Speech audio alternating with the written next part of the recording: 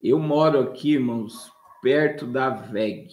A WEG é uma das maiores... trabalha com metalúrgica, né? Da América Latina. E o povo da WEG está assustado, tá? O povo da WEG está assustado porque foi um impacto gigantesco na indústria do aço.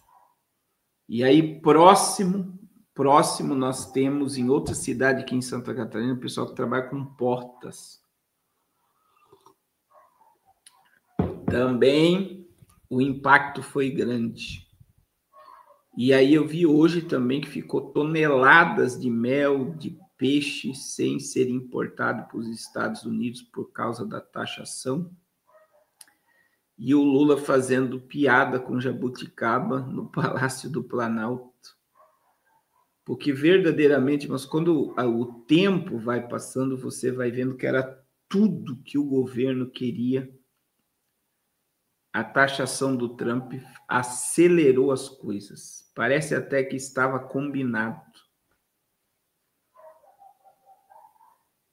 Olha só, a irmã Célia está dizendo que o filho dela trabalha na Fiat. E os pátios estão abarrotados de carro. Por quê, irmão? Se você lembra que o Lula lhe xingou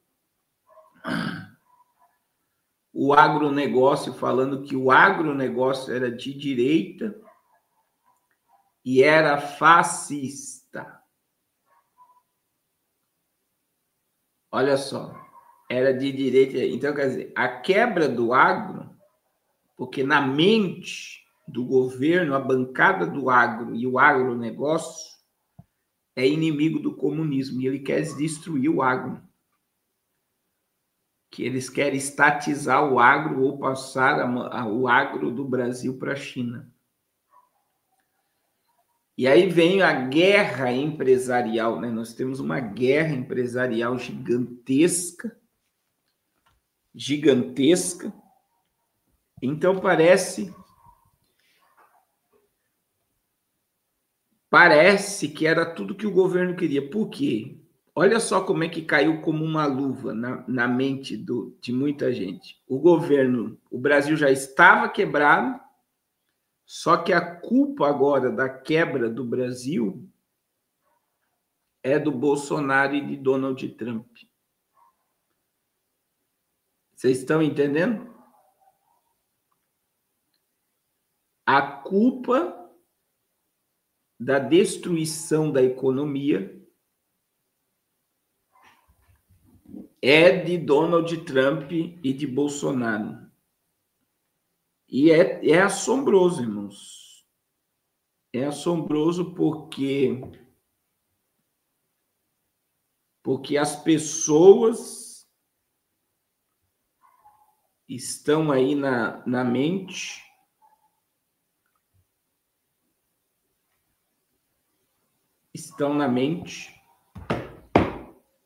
que é verdade, né? Que é verdade. Infelizmente, o povo não percebe, né? O povo não percebe nada, não entende nada.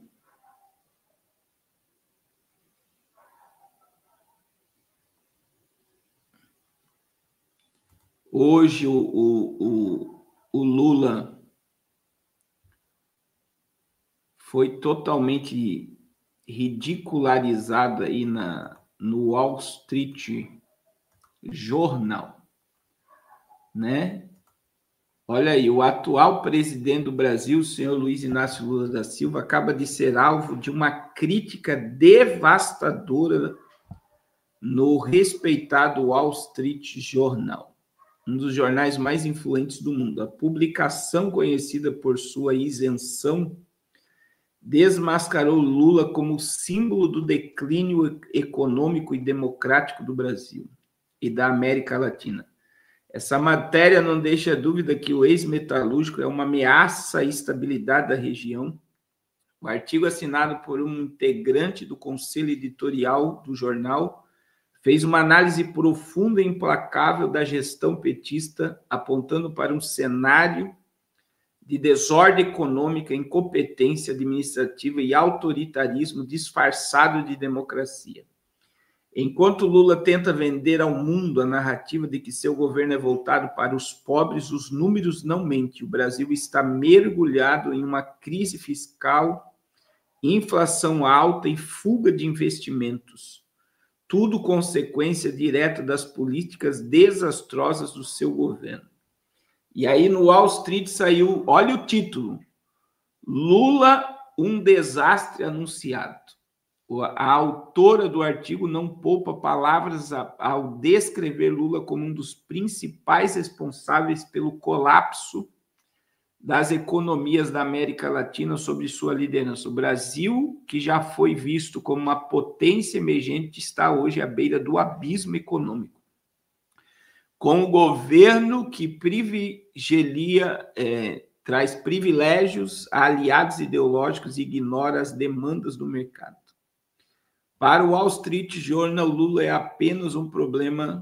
não é apenas um problema para o Brasil, mas uma ameaça global, pois sua influência corrosiva se espalha como uma doença pela América Latina. E o que Lula fez enquanto o Brasil afunda dá prioridade a relações com ditadores como Nicolás Maduro da Venezuela, Daniel Ortega da Nicarágua. O artigo critica durante a aproximação de Lula com regimes autoritários, afirmando que sua postura mina os valores democráticos e envia um péssimo recado ao mundo. O Brasil sobre o PT não é confiável. E veja que o populismo do Brasil, do presidente do Brasil, está aí totalmente sendo destronado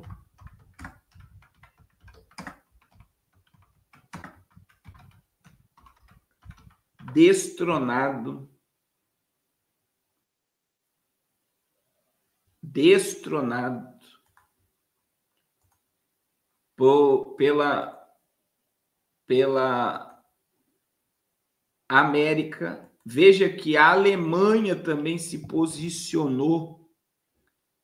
A Alemanha disse que foi totalmente errado ter apoiado Lula. E aí, irmãos, isso tudo, você viu que o Lula meio que perdoou. Isso daqui é um dos maiores absurdos que você vai ver. Olha lá, Venezuela dá calote no Brasil e contribuinte brasileiro é quem paga a conta. A dívida soma mais de 1,7 bilhões de dólares e foi adquirida em 2016, quando o país financiou obras da Venezuela.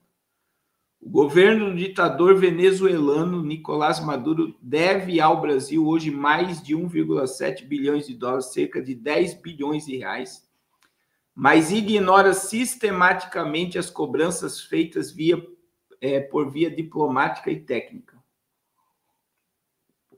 Os números constam em um documento enviado ao Congresso pela Secretaria de Assuntos Internacionais do Ministério da Fazenda, Tatiana Rosito, em resposta a um requerimento do deputado Nicolas Ferreira. O parlamentar questiona o impacto da inadimplência venezuelana sobre os cofres públicos e os dados falam por si. O calote inclui valores já pagos pela União aos bancos financiadores dos projetos, além de juros acumulados por atraso.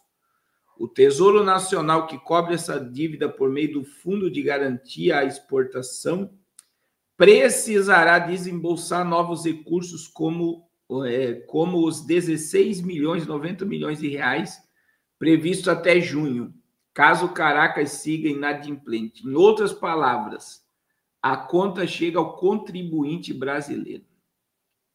A dívida nasceu durante os anos da bonança petista e chavista, quando Lula e Hugo Chávez orbitavam juntos em torno de uma utopia sul-americana de integração econômica. O Brasil, por meio do BNDES, financiou obras grandiosas na Venezuela, como a expansão do metrô de Caracas e a construção da siderúrgica nacional. O modelo era simples, o BNDES emprestava o dinheiro, empreiteiras brasileiras executavam os projetos e o país contratante, no caso a Venezuela, reembolsava os valores. Mas quando o devedor não paga, entra em cena o FGE, uma espécie de seguro público contra calotes externos. Este fundo, alimentado com dinheiro do orçamento da União, cobre prejuízos dos bancos quando um país é inadimplente. E tá aí, ó. Agora eu pergunto para vocês, o governo que está querendo taxar o Brasil está cobrando? Está cobrando a Venezuela? Não está. A Venezuela está preocupada em pagar? Não está. E eles querem taxar o povo brasileiro para financiarmos ditaduras. E eu digo para vocês, irmãos, você vê que Trump, ele colocou tarifa em Cuba. Cuba, né?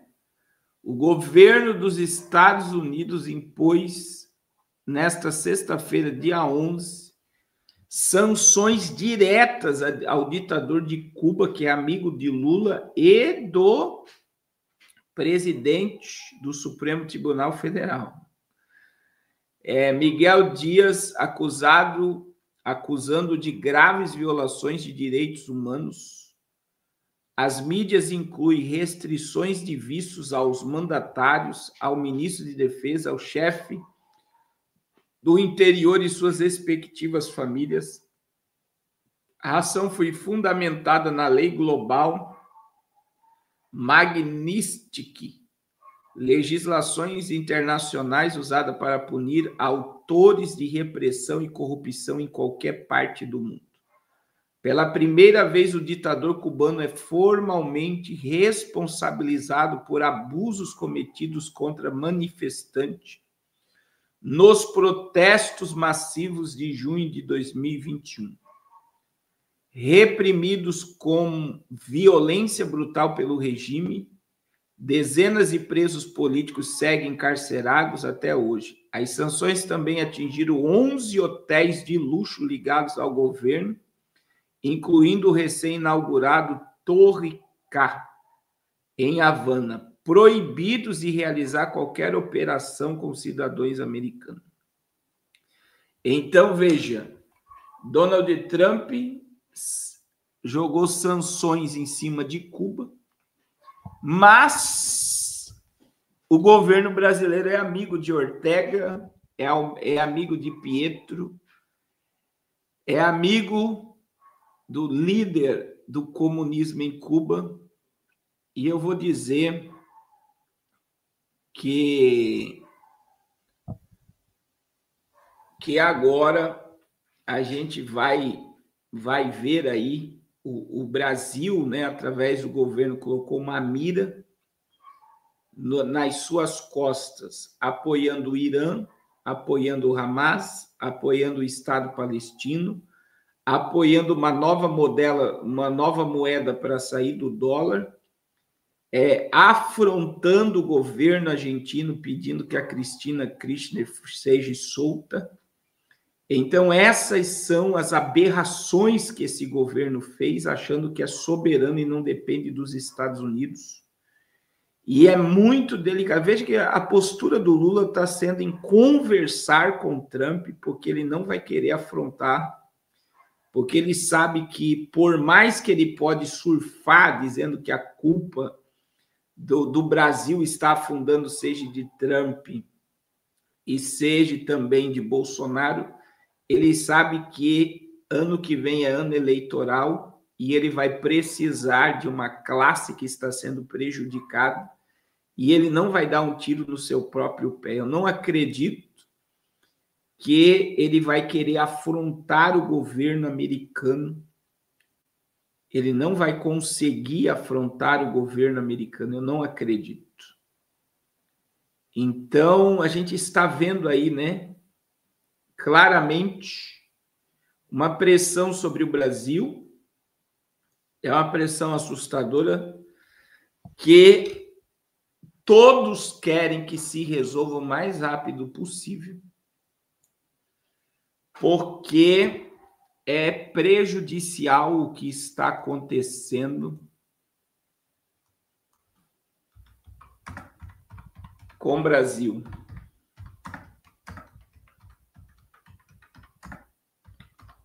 É totalmente prejudicial para todos, tá?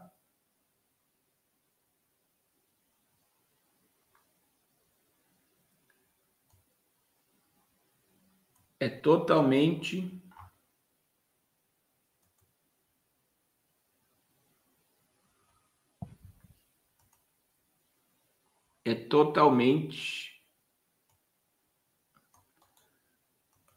assombroso os próximos capítulos dessa história, irmãos.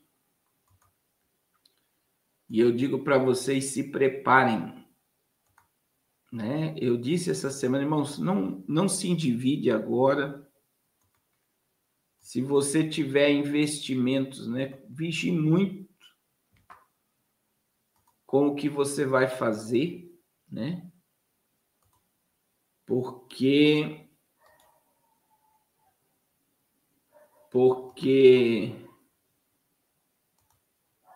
é assombroso, tá?